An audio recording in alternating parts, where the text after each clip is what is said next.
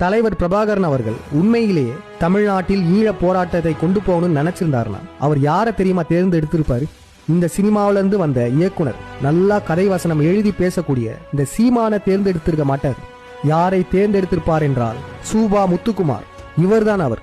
சூபா முத்துக்குமார் தமிழ் ஈழத்திற்காகவும் காவேரி பிரச்சனையில் வீரப்பனின் செயல்பாட்டிற்கு பக்கபலமாகவும் இருந்தவர் தான் இந்த சூபா முத்துக்குமார் அவர்கள். இப்படிப்பட்ட இந்த சூபா முத்துக்குமார் தான் நாம் தமிழர் கட்சியில மாநில ஒருங்கிணைப்பாளரா இருந்தாரு. நாம் தமிழர் கட்சி வளருவதற்கு மிக முக்கிய காரணமா இருந்தார். இது பல பேருக்குமே தெரியும். இப்படிப்பட்ட சூபா முத்துக்குமார் அவர் மரணம் அடைந்தார்.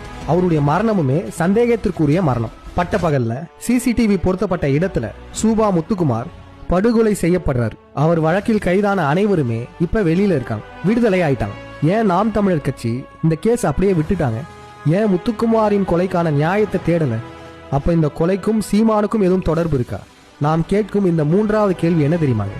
விஜயகாந்த் மனைவியுடைய அம்மாவுடைய இறந்த நாளுக்கு இரங்கல் தெரிவிக்கிற சீமான், TR பாலுவின் மனைவியின் இறந்த நாளுக்கு இரங்கல் தெரிவிக்கிற சீமான், மூகா முத்துவின் இறந்த நாளுக்கு இரங்கல் தெரிவிக்கிற சீமான், ஏன் முத்துக்குமாரின் இறந்த நாளுக்கு இரங்கல் தெரிவிக்கல?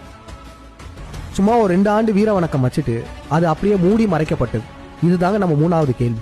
இந்த கேள்வியை நம்ம கேட்கறதுக்கான காரணம் என்ன தெரியுமா? இந்த முத்துக்குமார் அவரின் இறந்த நாளை மிகப்பெரிய துக்க நாளா அனுசரிக்க வேண்டிய சீமான் என்ன தெரியுமா பண்ணிருக்காரு? இதை மறைப்பதற்காக அதே நாள்ல அவருடைய மகனுக்கு காது குத்து வச்சிருக்காரு. காளையார் கோயில் பக்கத்துல வீரகாளி அம்மன் தன்னுடைய குலதெய்வ கோயில்னு சொல்லியிருக்காரு. இந்த கோயில்ல முத்துக்குமார் அவர்கள் இறந்த துக்க நாள்ல அவருடைய மகனுக்கு காது குத்து வச்சு 108 கிடா வெட்டி 25 லட்சம் ரூபாய் செலவு செஞ்சு விருந்து வச்சார். இங்கதான் நமக்கும் சந்தேகம் வருது. சூபா முத்துக்குமாரின் மரணத்திற்கும் சீமானுக்கும் ஒரு தொடர்பு இருக்கு. அது என்னது? ஏன் சூபா முத்துக்குமாரின் மரணத்திற்கு இன்றளவும் இரங்கல் செய்தி தெரிவிக்கவில்லை? ஏன் அவருக்கு நினைவிடமும் வைக்கவில்லை? ஏற்கனவே இருந்த நினைவிடத்தையும் இடிச்சு தள்ளிட்டாங்க. அப்ப ஏன் இந்த முத்துக்குமார்ன்ற கேரக்டரை நாம் தமிழர் கட்சி மறைக்கிறாங்க? இதுதான் மூன்றாவது கேள்வி. இந்த வீடியோ பாருங்க, எவ்வளோ ஒரு விஷயங்கள் இருக்கு அப்படின்னு.